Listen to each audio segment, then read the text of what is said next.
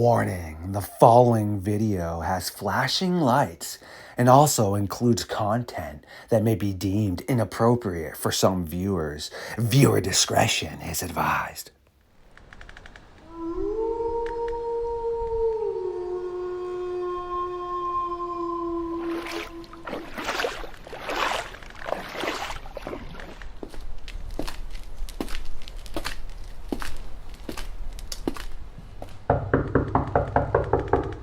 Who dares awaken me from my long-deserved slumber? Kyle, yes, a member of the North American Dogman Project Science Team, our official biologist and zookeeper. This is excellent to see you make your way into the Fox Den tonight for this episode of Midnight Lycanthropy here on LordeStarfox Radio. Yet please allow me to feed.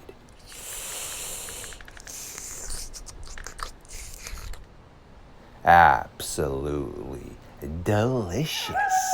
And now that I am revamped and the shackles have been released, it is time for the Midnight Society to burn the late night timber and figure out what is going on. Blow, cracks, shadows morph, fangs pierce, leaves reborn, fury rise, health ignites, burdens raise, endless nights. When I looked into the eyes of this dog man, there was nothing. This thing was an apex predator.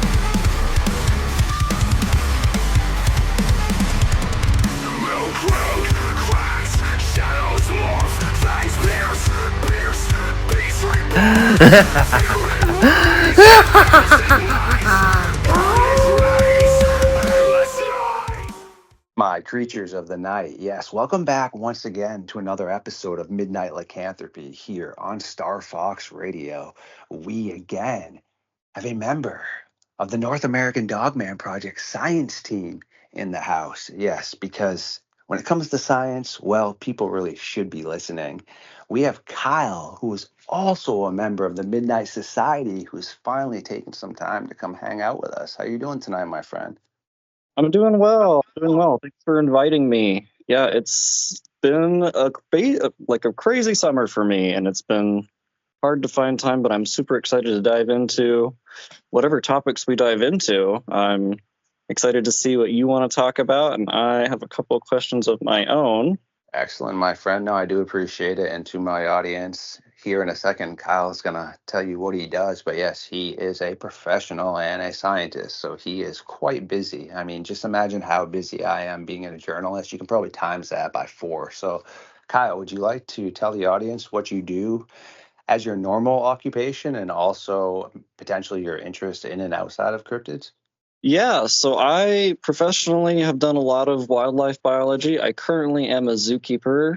I work closely with many native North American animals in our collection. I don't work with many exotics, although I have at other zoos. And then as far as the realm outside what normal people would like to delve into, more than just for entertainment and whatnot, I have gotten into a few paranormal groups. I've started my own. We're getting ready to do some investigations soon, so I'm hopeful that we can get that really rolling and get some nice videos and good evidence and learn more about that side of things. I used to as well work for the United States Forest Service. So I've hiked a lot, I've driven a lot of the back roads, and there's always those little things that you're like, did I really see that? On top of all the stuff that, yes, you really did just see a toilet that was set up and filled and left behind for you to pick up. So finding stuff that's more paranormal in the woods is a lot more exciting than finding the real stuff in the woods sometimes. Beautiful stuff right there. And no, it is always great to be able to add to our science team because, like I always try to tell everybody, is I'm not offended by this whatsoever, but I'm a journalist, okay? I am not a scientist. I can reiterate everything my science team tells me because I listen and I love to learn, but at the end of the day, it's not how it works. So if somebody wants to speak to a scientist, as stated. I'm not offended. It's okay. You can brush me off to the side, even though I'm going to reiterate everything my scientists are going to tell you afterwards. But it does take the aspect of, having the education to be able to, in a lot of people's eyes, go tick for tat. So it is really great, like I said, to just keep on adding and bringing scientific minds to what's occurring. And I'm very subjective and objective. Never had any sort of paranormal type experiences, anything along the lines of that. I just know from the time frame that I've actually really started putting stuff down onto book format and onto my YouTube. Like right now, I have 548 and a half pages of encounters ranging all the way back from 290 BC just till last week. And it's just so intriguing with it because I don't believe in werewolves, okay? I'm not saying that these are werewolves because they're not. And I know enough about skinwalkers, but I do not specialize in that topic. I literally just cover the Dogman and what's occurring with that and the missing people. But when it comes to the Navajo lore and being able to speak to a ton of elders and other people that have really good knowledge on that, there is some really interesting merit to that topic as to potential skinwalking. But again, that's completely separate than werewolves. You don't become a raging werewolf beast. You are just a creature on all four, he or she that dwells on all fours.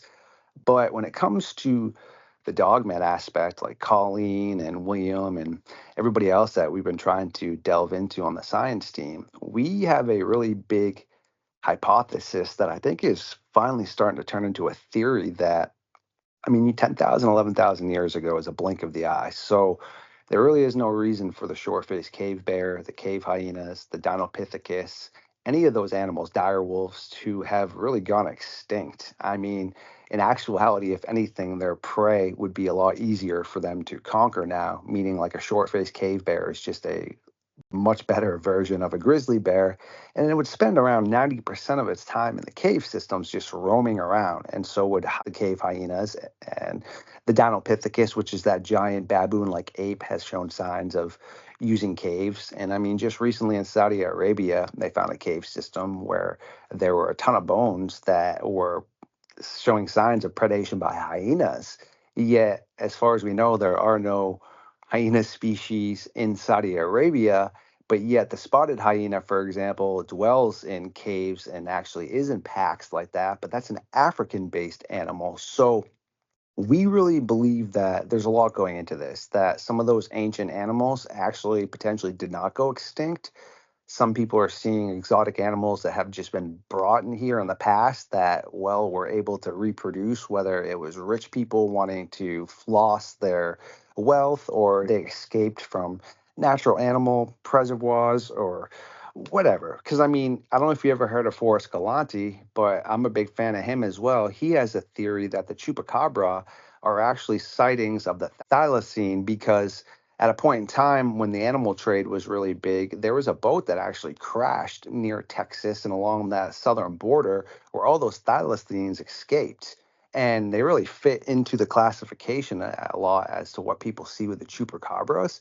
So again, I think people are seeing known animals, misidentifications, but I also don't think that this is just something that is super comfortable being bipedal all the time. Okay. We don't believe that. From the track patterns we have, it goes from quadrupedal to bipedal, okay, back and forth. And just like anything else, if you want to look more dominant or menacing like a bear, sure, you stand up on two legs. Yet there's a misconception where people think that this thing just 100% walks all around on two legs, and it doesn't. So that's just kind of a little bit, that's just the surface as where I stand basically on this. Yeah, it's a very large theory that you have to dive into piece by piece, and I'm so glad that you have done that. And that's a lot of, so as someone who's in the science field, and that's what I've been trained in, that's what I do. I would like to think that we all collaborate and do a lot of stuff together. And there's always those popular cases of scientists fighting over who got the data and whatnot. But at the end of the day, it's a giant collaborative effort. And I think especially what you bring to the table for all of this is that you're a sleuth. You're going to get to the bottom of this mystery no matter what. Whereas a few of us are content just figuring out the answer and not necessarily why. I don't know if I fit in that camp or not. I'm super excited to get on this journey and figure out where I sit in that and to learn more and more. But going into extinct animals, whether they are extinct or not, there's stuff coming up from the bottom of the ocean all the time that we thought was extinct, and stuff that has survived that we know has been around for millions and millions of years. Not even considering only the 10,000 year gap that it would take for any large mammal that may or may not have survived. It's a big globe, and we like to think we know everything about it. But at the bottom line is we just simply don't. And there's probably no way to know 100% sure what lives here, what doesn't live here. There's stuff all the time, even just now, that we will declare extinct, and then a few weeks later someone will say, oh wait, we found one, it's still going. So it's a theory that I am excited to explore and to learn a heck of a lot more about, and especially in terms of the Dogman phenomenon, especially with an animal that is bipedal and quadruped. It's not necessarily a phenomenon that we see very often. We see it a lot in some primate species where it is more effective to walk on two legs sometimes, and other times use all four limbs for locomotion. But as far as North American species go, there's not many that would do that over large, great distances. The bears are about the only species I can think of off the top of my head right now. I'm sure there's smaller species out there that someone will point out that do it as well, if not more, than bears. Beautifully stated right there. And as I'm thinking, you're just going to laugh. I have a pet squirrel. She walks on her back legs sometimes pretty well, depending on if she's swiping at something but yeah, same thing though. I mean, she's quadrupedal. I mean, when she wants to run and be faster, she's on all four legs and such, but it really does make an advantage when you have articulated hands, I feel like, which is really interesting in some of the reports of these things having like raccoon-like hands. And yeah, when you have like squirrels, chipmunks, raccoons, they just really have a big difference now with the articulation. I mean, even look at like a cat's paw, there's a lot of dexterity there. But then when you look at a canine paw, there's not really much there. They try to use it as much as they can, but there's not a lot of dexterity there. And even so much with like a bear paw. But then when you look at like a hyena's front foot, they almost have potentially like a digigrate thumb type aspect on their front paws. It's really strange. But again, though, with like the squirrels and anything that actually does have full hands, it just brings open a whole new level of access to the world. I mean, raccoons can open doors and do all kinds of things. They, drown hunting dogs that are going after them. They drown their own prey. I've seen videos of them where people will put bread outside. They would just dip the bread in the water before they're eating it and stuff. It's pretty funny. Yeah, it's very funny that you bring up raccoons, because I'm the lead raccoon trainer at the zoo. So I know all about the raccoons and their hands, and they are super dexterous. And there's a lot of species like that that don't have the true thumbs, but their whole hand seems to work and manipulate in ways that we can't manipulate it because our thumb is positioned in a different spot than theirs is. And then with hyenas, it's such a weird adaptation.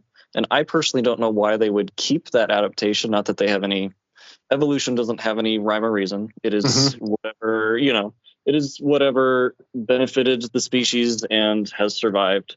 I wouldn't know personally why that trait has continued on and persisted, but it is one of those other cases of, well, why was it there at all? Is there an extant species that we thought was extinct that we just A, don't know about, we've never found any fossil records for? Or B, is this just it? Is this hyena the last one, the only one? Is it just a straight tree all the way down? Biological hierarchy trees and evolutionary trees would beg to differ. There's a lot of ways that life has tried to branch out on every line. The ones that we see today are just the ones that survived. So it would not surprise me at all if there's hyena species out there that have or have had more full thumb and more full hand motion than what we currently have available to us in our world. And then as you were talking about ancient species and raccoons, it just crossed my mind like, what if the whole Dogman phenomenon, how crazy would it be, and how many people we so disappointed if we just found out it was a giant, supposed to be extinct raccoon species we didn't even know about, that has changed its color patterns, has changed its behavior, but it would at least help explain some of the hand away, because while bear paws are very dexterous in what they can do with them, they have a lot more flexibility than, say, canine hand or a canine foot. They still don't have those mobile individual digits per se. So it's very interesting, and it's fun to think about what it could be, and to just have to think about all of the possibilities that we simply just probably don't know what the possibilities are. There's still so many species that we will never, ever find, I'm convinced, that either went extinct or are currently living today, and we'll just never know that they existed, possibly. So it's just very interesting to think about what all the possibilities simply could be. Because if many, over thousands and thousands of years of human evolution and storytelling, that instances of Dogman or other, like the Yeti and Bigfoot, other what normal people would call paranormal or not normal instances of wildlife that a lot of people think just don't exist, and it's just folklore and tales. Like, why would details remain the same through all the years in history? Why would there be consistent detailing all the way through all the myths? People, and I'm sure you've talked about this before, mythology is a way to, especially for ancient cultures, to explain phenomenon that they see in their everyday lives. And it's not just a one-off thing that they would usually write about. It's stuff that happens fairly regularly, or something that was big and made an impact on a large subset of the population for them to be worthy of remembering it. So it's more and more likely that it probably is an extinct species, or it is an entirely paranormal phenomenon that continues to happen over and over again.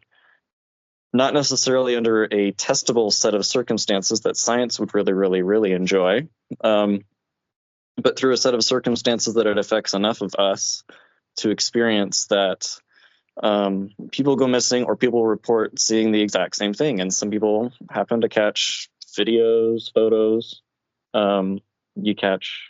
You've already talked about it, footprints that can't be identified. Beautifully stated, my friend, right there. And boom, my brain is just exploding with knowledge. I love it. Yeah, there's also audio that can't be verified either. And now that you're a part of our science team, man, you have access to everything. Okay. You don't just have access to me. Like, literally, you can speak to anybody within the NADP and get evidence and such sent to you. But I will send you all the tracks that we can't verify, and also all the audio patterns, and check them out when you can, for sure. And diving back into what you were saying about the raccoons, a lot of people don't realize at a point in time there was a raccoon the size of basically a Volkswagen Beetle. And we do believe that the Amphicenoidae, which was basically the dog bear, and there was a point in time, correct me if I'm wrong, I think it was around, 40, 50 million years ago, when they kind of all broke off between like bear and canines and raccoons, and they kind of all split off from those bear dog type species. But if you look at the hip bones of those bear dogs, a lot of scientists seem to think that they could have easily been quadrupedal and bipedal just by the way their hips were set up. And that's really interesting because they existed here at a point in time. And diving back into the hyena thing, we have so much evidence stating that hyenas are literally on the loose here. I mean, people are finding strange burrows and dens. Hyenas like to burrow at least 7 to 8 feet deep into the ground. Problem is, their packs can be I think one of the largest ones ever recorded was like 160 plus.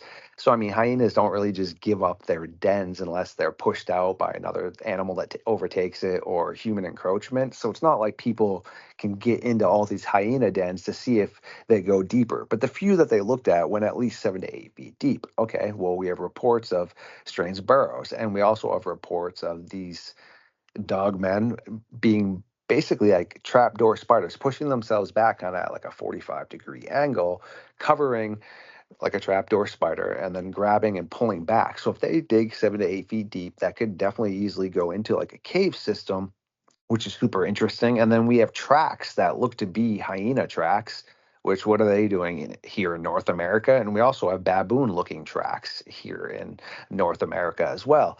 So what are those doing here? Like I said, they could have escaped at a point in time, been released. It really doesn't matter. The point is that they're here now and that we have those on file.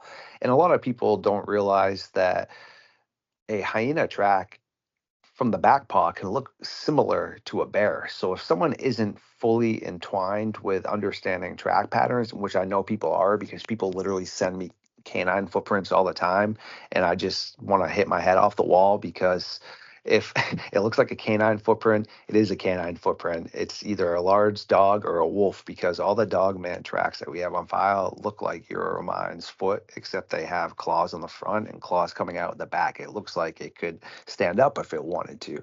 And people will put down lighters. Man, my squirrel's foot's as big as a lighter. Get that crap out of here. Or they'll put down like a small pocket knife. It's like, look, think for 1 second.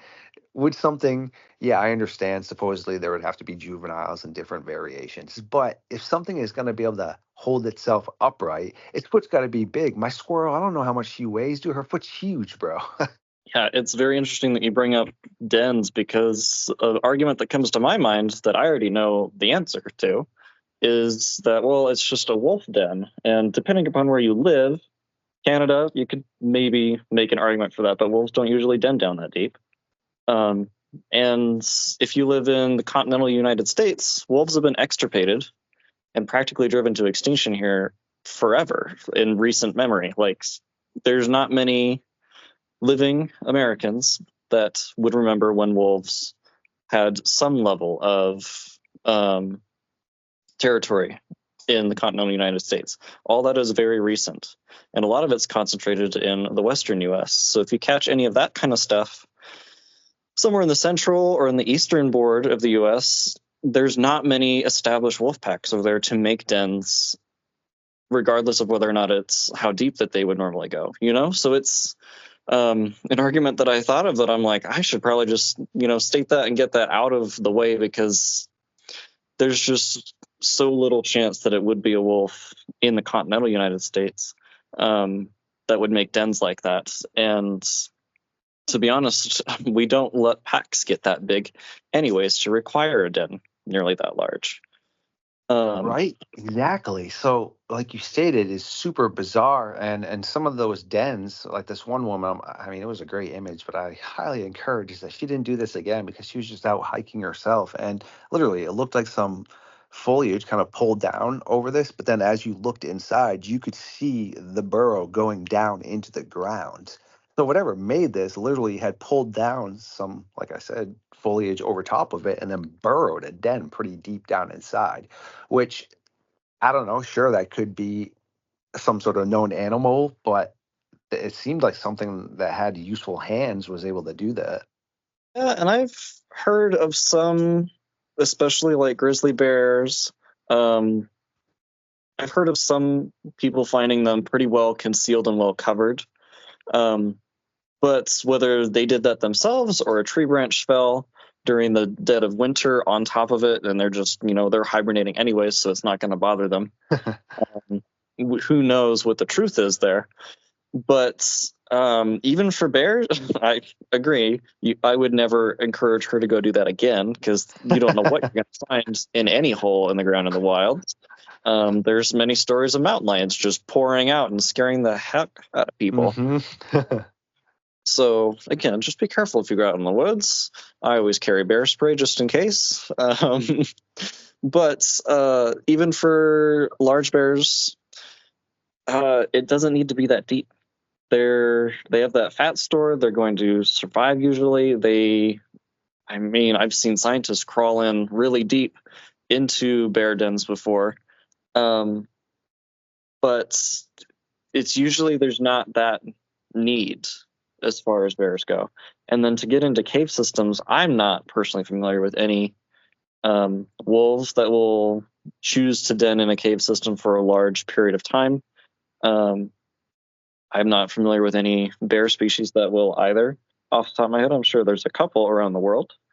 But as far as stuff going on here in the North Americas, it's if these dens connect down into cave systems, or if they were dug there because animals have way more senses than we do, but can innately detect, like, hey, there's a cave system, or this is loose gravel that will lead to a cave system, or some other way of knowing that that's their end goal, and they just never got to it and gave up on it before denning season was over.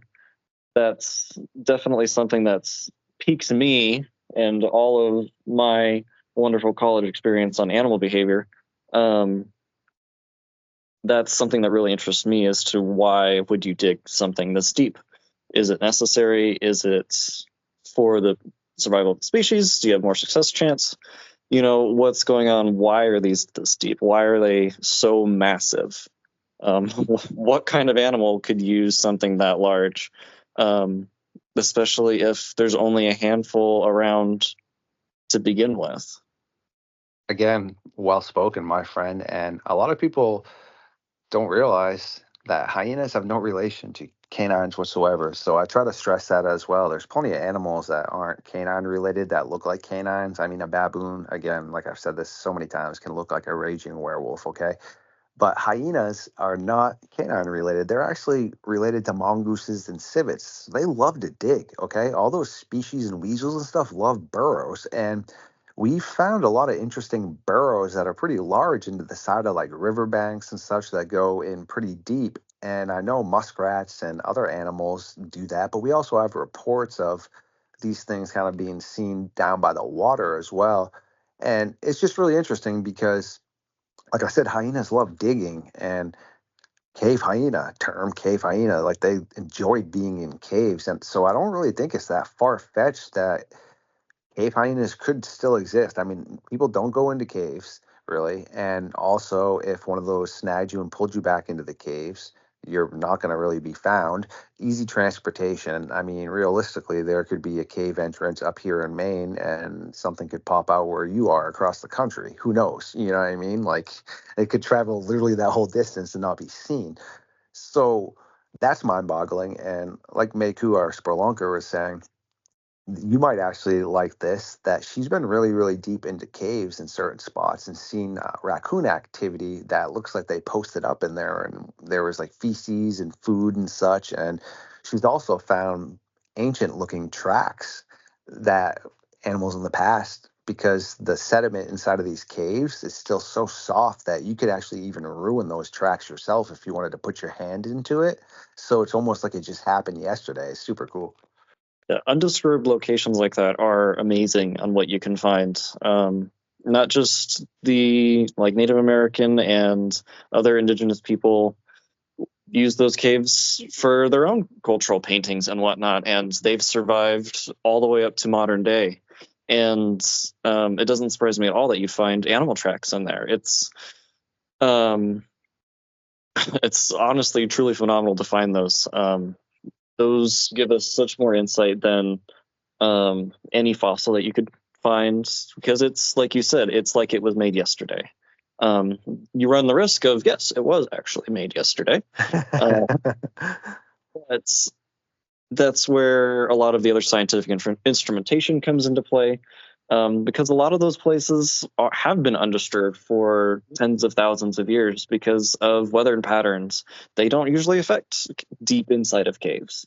They're very stable environments, other than the one-off earthquake once in a while that will change the whole cave system, or an ice glacier, or some other massive event that's what we like to call in home ownership terminology the 1 in 10,000 year, or 1 in 100,000, whatever, for insurance year events.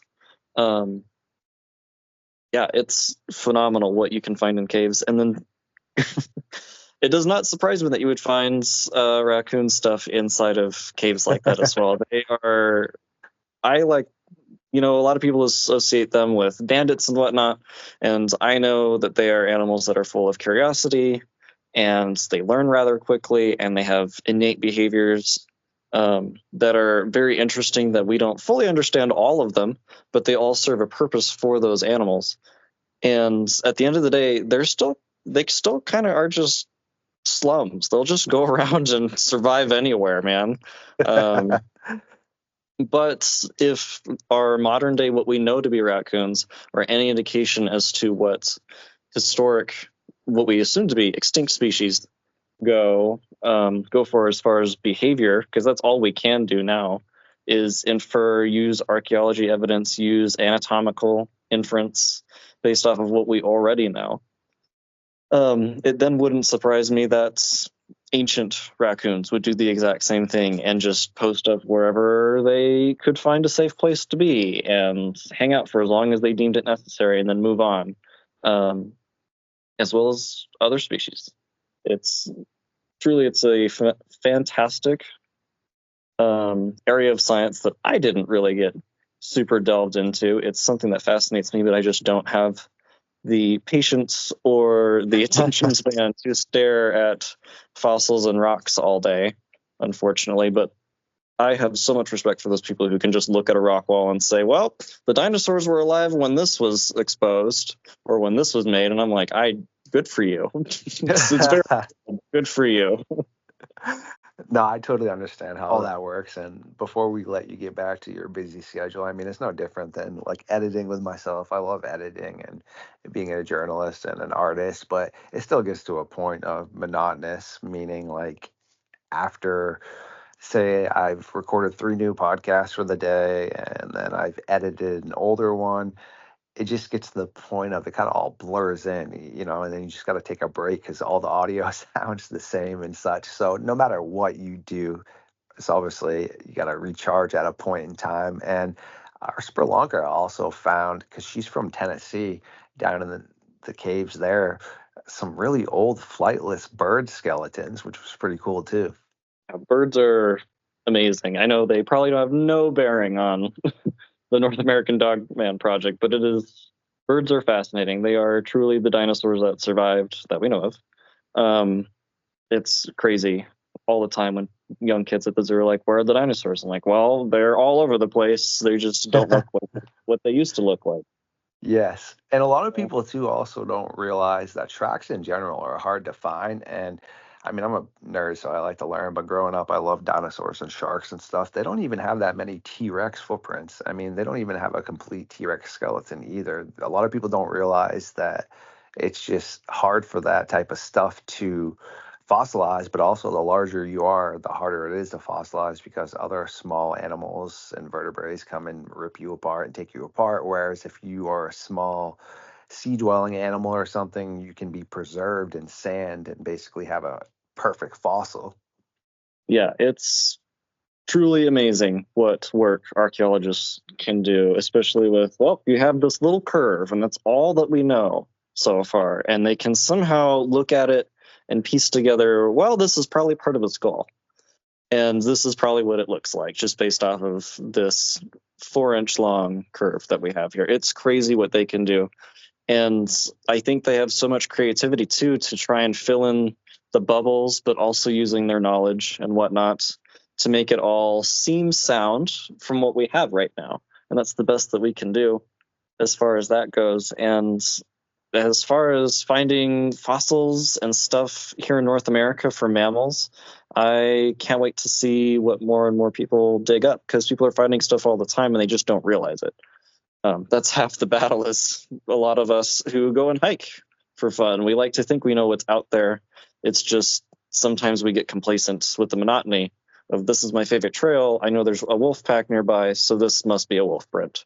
But not really putting any more thought into it when it could be, a coyote. It could be something mundane that we already know about, or it could be something that we don't really know about.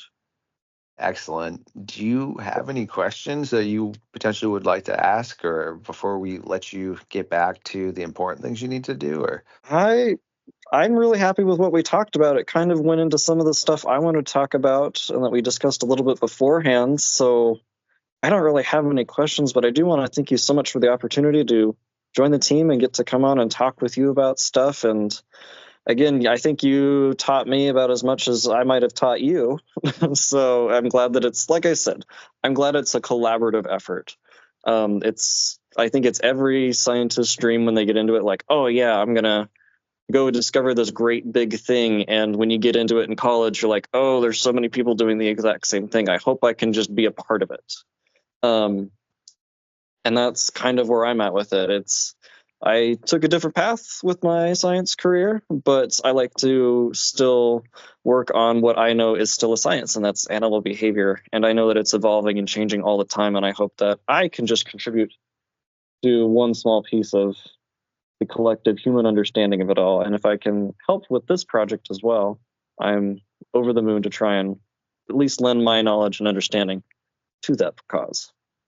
again, perfectly spoken. And no, I always try to text you whenever I come up with cool stuff. I know you're busy, and you'll get back to me when you can. But yeah, anytime that I send up over anything that you're able to help debunk or that keeps you baffled, definitely let me know. And if you do know anybody else that wants to join the science team as well, that would be amazing. Let me know on that, because I'm always looking to grow and make sure that you realize you have a voice as well, which is why you're a part of the science team as such. I mean, speak up if you have opinions about things. Make sure you talk. And I don't know if you and I are friends on Facebook yet, but if we are, I'm going to add you to the North American Dogman Project upper tier chat. And that's where Colleen is. That's where Jody is. Pretty much everybody, science team, regional directors and such. And you don't even really have to say anything, but that's where people post a lot of things. And if you have,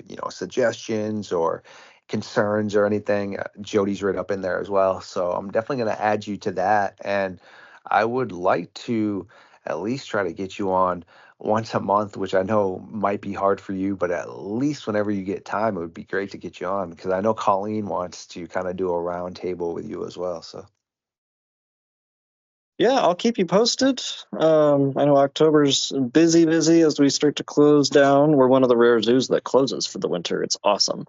Um, Not that we don't love all of you coming to visit the zoo. It's just sometimes we don't like to deal with you and the snow. So it's a nice break for us and the animals.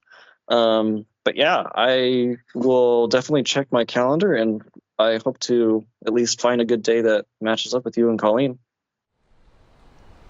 Thank you for everyone who once again stopped by tonight for this episode of Midnight Lycanthropy here on Star Fox Radio. If you do enjoy my content, please like, subscribe, and share it. Feed the algorithm, and I will catch you on the next one.